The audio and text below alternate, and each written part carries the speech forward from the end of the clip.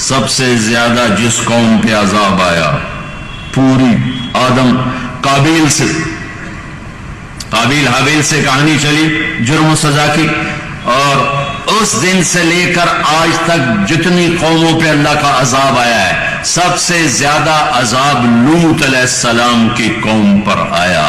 انہوں نے وہ بدماشی کا کام کیا، ما سبقکم بہا من احد من العالمین، ارے بدبختو تم سے پہلے آج تک کسی نے یہ گناہ نہیں کیا۔ تم مرد کے پاس جاتے ہو، یہ آج تک کسی نے گناہ نہیں کیا۔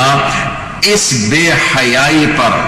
اللہ نے 5 عذاب ان پر کٹھے برسائے، 5، کسی قوم پہ 5 نہیں ہے، 2 زیادہ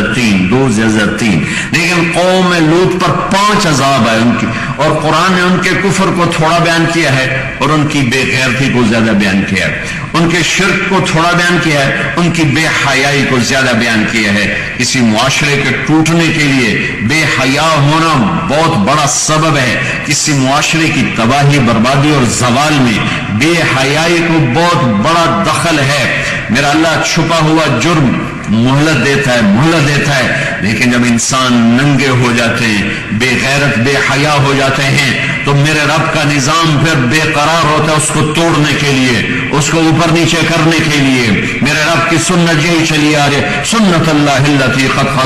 خلت فی عبادہ،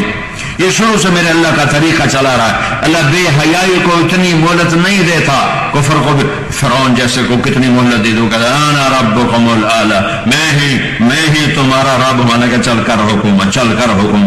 حکومت، کتنا زمانہ اس کو تخت پہ بٹھائے رکھا۔ لوط علیہ اور ایک عذاب دیا، پانی میں ڈبوا۔ لوط علیہ السلام کی قوم پہ 5 عذاب، ان کی بے حیائی، ان کی بے غیرتی، ان کی انسانی چادر کو تار کر دینے کی وجہ سے اس پورے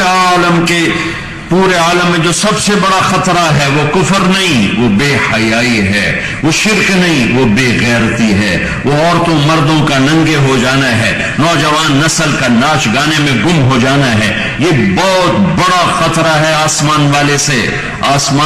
سے، آسمان والے کا قانون طاقتور، اٹل، قدرت میں کامل، طاقت میں کامل، ہیبت میں کامل، جلال میں کامل، کبریائی میں کامل، جبروت میں کامل، شہنشاہی میں کامل، خزانوں میں کامل، لینے لگے تو لینے میں کامل، دینے لگے تو دینے میں کامل، پکڑنے پر آئے تو پکڑنے میں کامل، اور چھوڑنے پر آئے تو چھوڑنے میں کامل۔